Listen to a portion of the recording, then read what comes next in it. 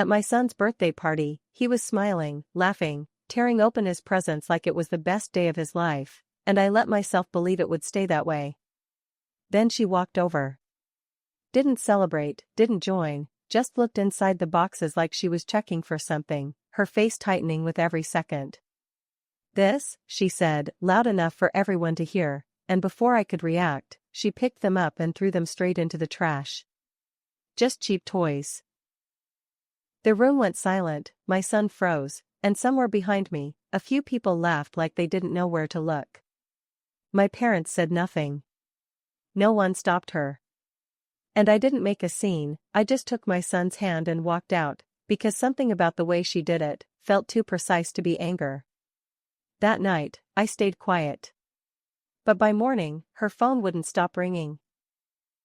And as the truth started surfacing piece by piece, it became clear this wasn't about gifts, or embarrassment, or even control.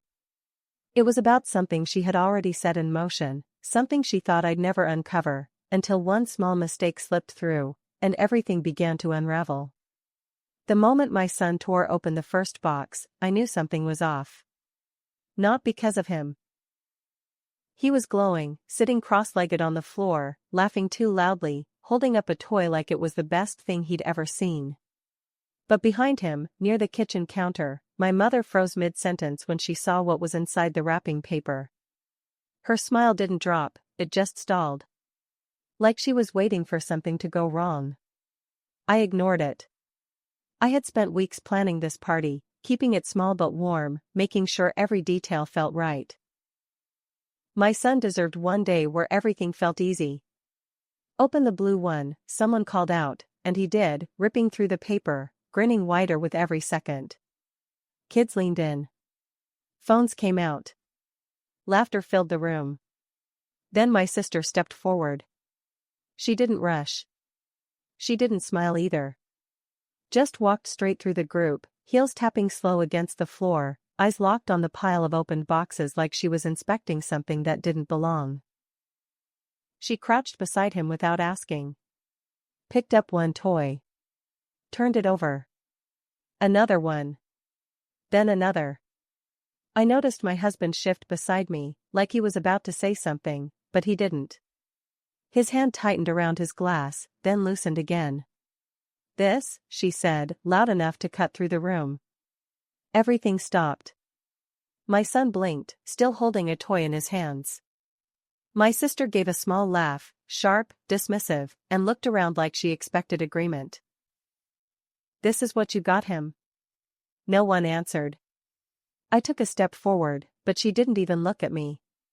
She stood up, holding two of the boxes, then dropped them back into the pile like they were nothing. "Just cheap toys." Someone near the door let out a quiet, awkward laugh. It died quickly. My father shifted in his seat but said nothing. My mother picked up a napkin that didn't need picking up. My son's smile disappeared so fast it felt like someone had turned off a light. Before I could reach him, my sister bent down again, this time grabbing the opened gifts, one by one, and walked straight to the trash can near the counter. There was a second, a very small second, where it felt like someone might stop her. A cousin stepped forward slightly, then stopped. She dropped the toys in. 1, 2, 3. The sound was louder than it should have been. My son didn't move. Didn't speak. Just stared at the trash like he was trying to understand what had just happened. I didn't yell. Didn't argue. Didn't even look at her. I walked straight to him, took his hand, and pulled him up gently. His fingers were cold. He didn't resist. "Come on," I said, quietly. My husband hesitated, glancing back at the room, at my parents, at my sister, but then followed. Behind us, someone started to say my name. They didn't finish. Outside, the air felt different. Quieter. My son still hadn't said a word. We got into the car. I buckled him in myself, even though he didn't need help anymore. My hand stayed steady. Only when I closed the door did he finally speak. "Were they bad toys?" I shook my head. No. He nodded once, like he accepted it, but he didn't ask anything else. That silence stayed all the way home. That night, my phone buzzed once. A message from my sister. "You're overreacting." I opened it. Started typing. Stopped. The typing bubble appeared on her side. Disappeared. Appeared again. Then nothing. I locked the screen and set the phone down. The next morning, I woke up early. Earlier than usual. There was already a message waiting. Not from her. From someone else. "Hey, quick question. Did your sister really say those things yesterday?" Another one came in before I could reply. I didn't want to say anything there, but that felt wrong. Then another. And another. I didn't answer any of them. Not yet.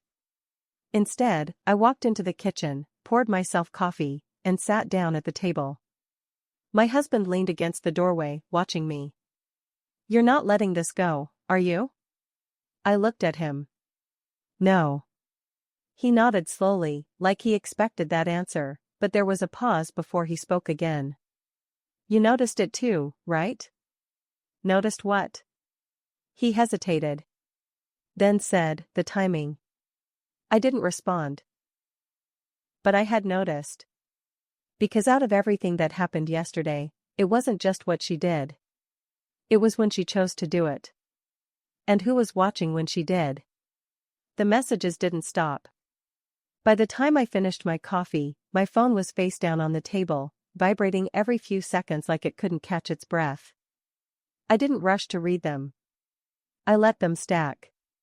Let people sit in their own discomfort for a while. My husband stayed by the doorway longer than usual. "If you're going to say something, just be careful how you..." He stopped mid-sentence, like he realized too late there wasn't a careful version of this. "I know," I said, already unlocking my phone. The first few texts were exactly what I expected. Confusion. Soft concern. A few vague attempts to defend her. Then it shifted. Why did she act like that in front of everyone? That wasn't normal. Has she always been like this? I didn't reply. Not yet. Instead, I opened the one message I hadn't clicked on. Unknown number. No name. Just a short line. She didn't check all the boxes. I stared at it longer than I should have. Then another message came from the same number. "You might want to." I didn't respond. I didn't ask who it was. I already had a guess. I stood up, grabbed my keys, and walked out before my husband could ask anything else. The trash bins were still outside. The party decorations were half torn down, plates stacked, balloons deflated, everything left exactly how we had walked away. I went straight to the bin. Opened it. The toys were still there. Not broken. Not damaged. Just thrown away. I pulled them out one by one, placing them on the ground. My hands moved fast, steady. No hesitation. Then I noticed it. One box, still taped. Untouched. I froze for a second. That didn't make sense. Every gift had been opened. Every single one. Except this. Behind me, I heard footsteps. Light. Careful. A neighbor stood at the edge of the driveway, watching me like she had been there longer than I realized. "I saw what happened yesterday," she said quietly. I didn't turn. "She went through them pretty fast," she added, then paused. Almost like she knew what she was looking for. I picked up the unopened box. It was heavier than the others. "Did anyone give you that?" she asked. I shook my head. She hesitated, like she wanted to say more, but didn't. I took the box inside. Set it on the table. My husband walked in right behind me, eyes already locked on it. "That wasn't opened?" "No." He stepped closer. Reached for it, then stopped, his hand hovering just above the surface like something about it didn't feel right. "Wait," he said. Too late. I had already pulled the tape. The lid came off clean. Inside wasn't a toy. It was a folder. Plain. Black. And underneath it, another smaller box. My husband grabbed my wrist lightly. "Hold on." I looked at him. "Just open it," I said. He let go. I opened the folder first. Papers. Printed emails. Screenshots. Names I recognized. Dates I didn't expect. The first line I read made everything in the room go silent. She said you couldn't afford real gifts. I flipped to the next page. She told people not to bring expensive things because you'd feel embarrassed.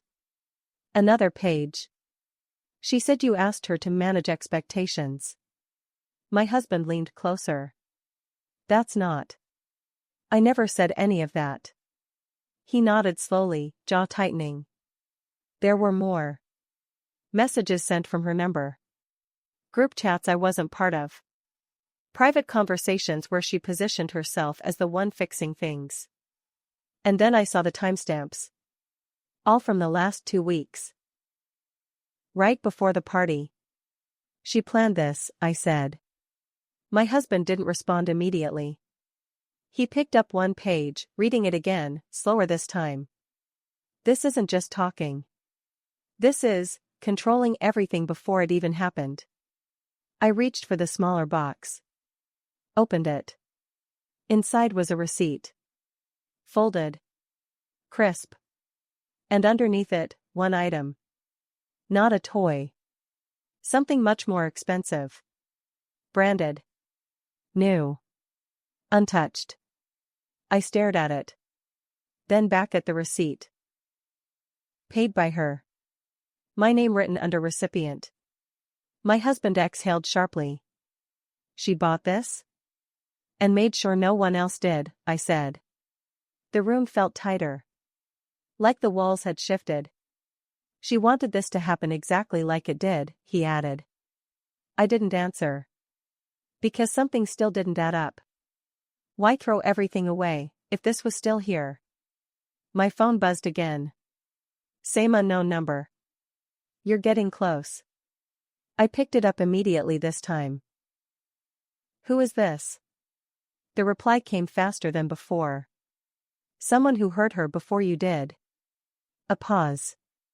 Then another message. She didn't expect that one to stay unopened.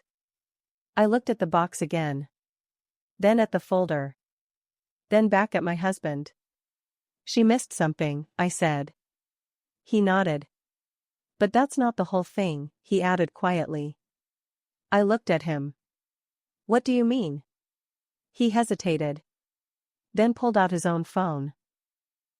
There's something else, he said. Someone sent me this last night. I didn't show you yet because I wasn't sure if it mattered. Show me. He turned the screen. A video. Grainy. Recorded from across the room. The party. My son sitting on the floor. Smiling. Laughing. Then her. Walking in. But not from the front. From the side. Already holding something in her hand. The video zoomed slightly. My husband tapped the screen. Watch this part. She leaned down. Not to pick up a toy. But to adjust something. Quick. Almost invisible. Then she stood up and started going through the boxes. I leaned closer. Pause. He did. My eyes locked on her hand. There. For a split second. A small object. Slipping into one of the boxes. Before she checked it. Before she reacted. Before she threw everything away. My stomach dropped. She planted something. My husband nodded slowly. And then made a show of finding it. I grabbed the folder again, flipping through faster now. There had to be something. Something that connected all of this. Halfway through, I saw it. A single page. Different from the others. No messages. No screenshots. Just one line. Printed. Bold. You should check what was supposed to be in the box. I stopped breathing for a second. What does that mean? My husband asked. I didn't answer. Because I already knew. Or at least, I knew where to start. I picked up my phone. Scrolled. Found the guest list. Started calling. The first few didn't pick up. Then one did. A quiet voice on the other end. Hey. I was actually going to call you. What did you bring yesterday? A pause. I didn't bring anything. What? She told me not to. The line went quiet. She said you were keeping it simple. That you didn't want anything expensive or personal. That it might make things awkward. I closed my eyes for a second. Did she say that to anyone else? Yes, they said quickly. A few of us. I hung up. Didn't explain. Didn't thank them. Just moved to the next number. Same answer. Different voices. Same story. By the fourth call, my husband was already pacing. She controlled every gift, he said. Every single one. Except one, I replied, looking at the unopened box again. The one she didn't touch. The one she didn't expect. My phone buzzed again. Unknown number. Final message. You're asking the wrong people. I stared at it. Then the next message came. You need to ask the one who didn't listen to her. I looked at my husband. He already understood. There was one person who didn't follow her instructions, he said. And she didn't know which one. I grabbed my keys again. Where are you going? He asked. I'm going to find out what she was so desperate to hide. He didn't argue.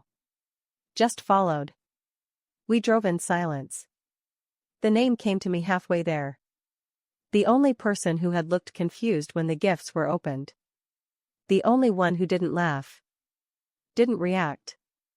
Just watched. We pulled up. I got out before the engine fully stopped. Knocked once. The door opened almost immediately. They looked at me like they had been expecting this. I didn't open your message, they said quickly. I know. A pause. Then I held up the unopened box. Did you bring this? They looked at it. Then at me. And nodded. My chest tightened. What was supposed to be inside? They didn't answer right away. Just stepped aside. Come in, they said. We walked in. They closed the door behind us. Locked it. Then turned back slowly. There's something you need to see first. They walked to a drawer. Pulled something out. And placed it on the table. I stepped closer. Looked down. And everything shifted again. Because it wasn't a gift. It was a copy. Of something that should never have been at that party in the first place. And it had my name on it. I didn't touch it at first. The paper sat flat on the table, perfectly aligned, like whoever placed it there wanted it seen a certain way.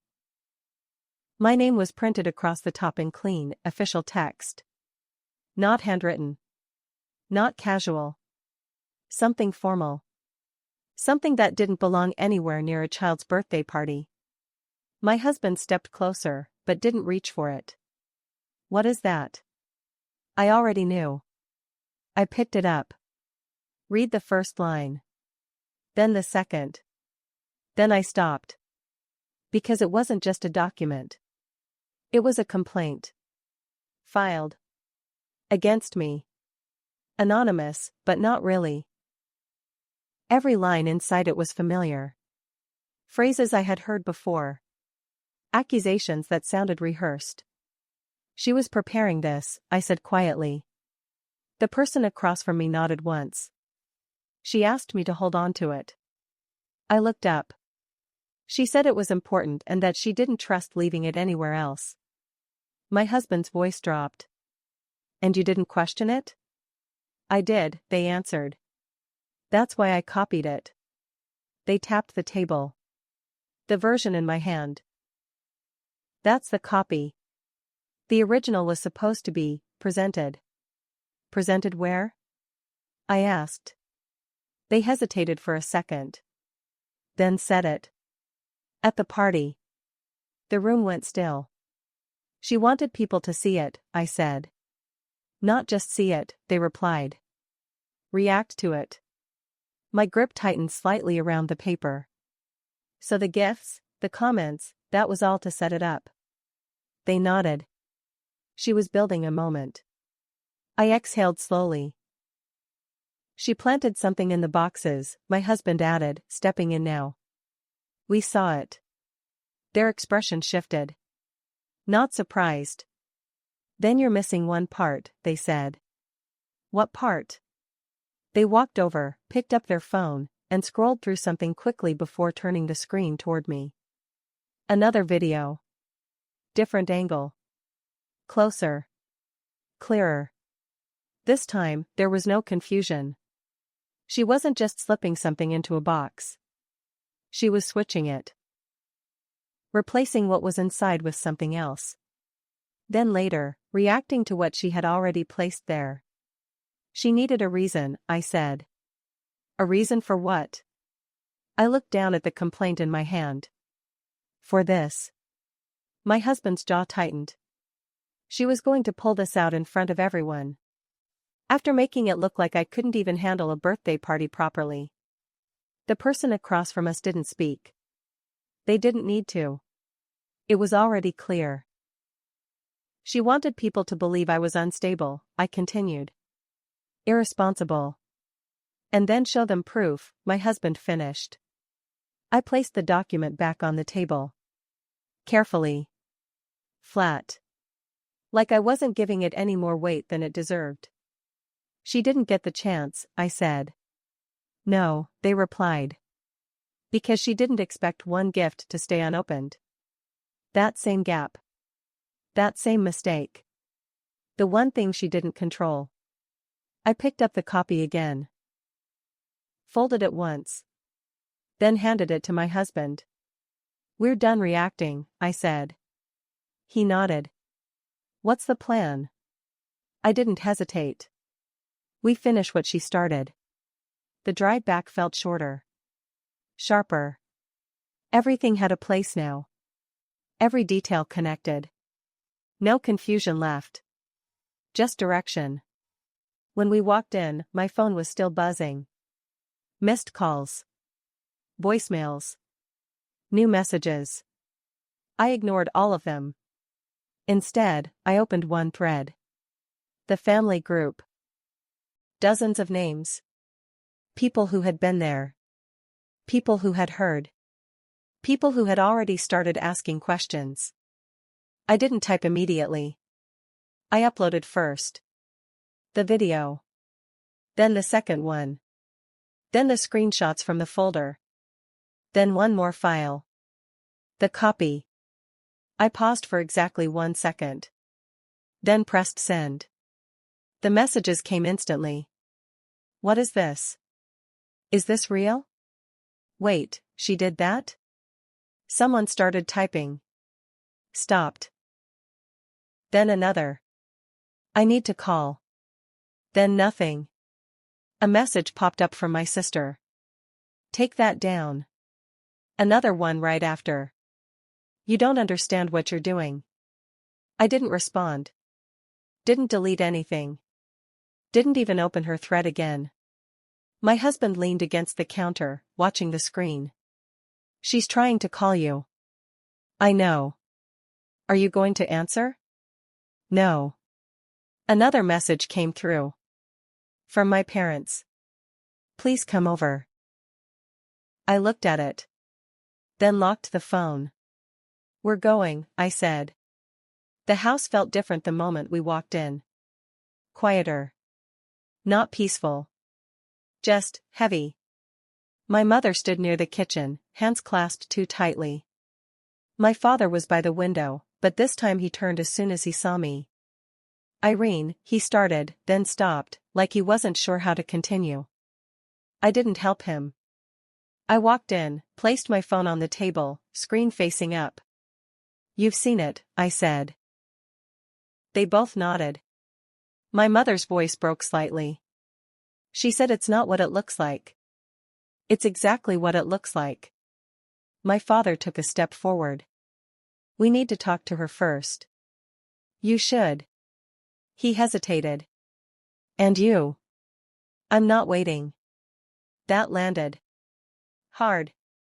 For a second, he looked like he might argue. Then he didn't. Instead, he reached for his phone. Called her. Put it on speaker. It rang once.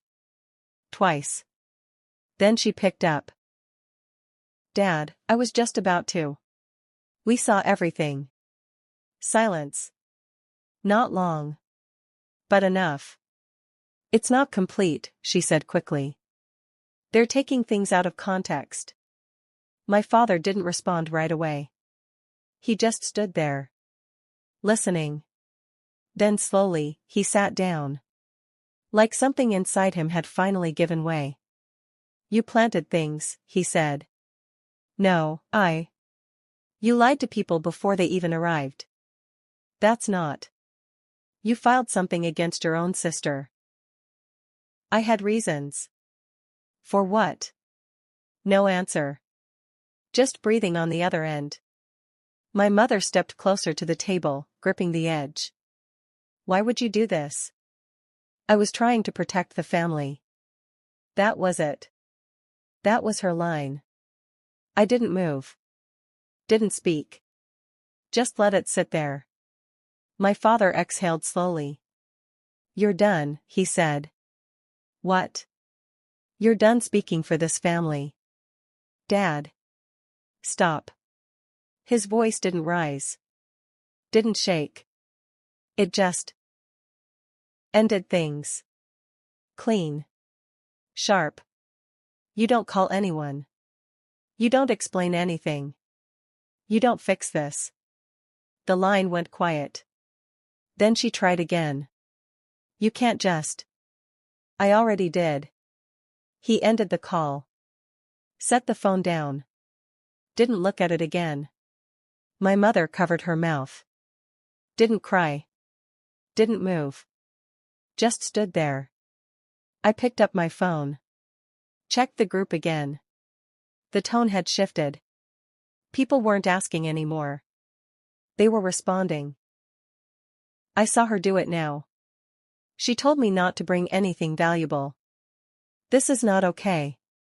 One message stood out. Short. Direct. From someone who rarely spoke. "I'm out." Then they left the group. One by one, others stopped replying. Stopped engaging. The silence wasn't confusion anymore. It was distance. My husband glanced at me. "That's it." I nodded. But something else still needed to happen. I turned back to my parents. "The complaint," I said. They both looked at me. "What about it?" my father asked. "I'm filing a response." He nodded immediately. "You should." "I already did." He paused. "You did?" I pulled up another email. Sent earlier. Forwarded documents. Evidence attached. Timestamped. My husband stepped in. "It's already under review." My father let out a slow breath. Good. There was a moment. A small one. Where everything could have softened. But it didn't. Because this wasn't about fixing anything anymore. It was about finishing it. My phone buzzed one last time. A message from her. Different tone now. Short.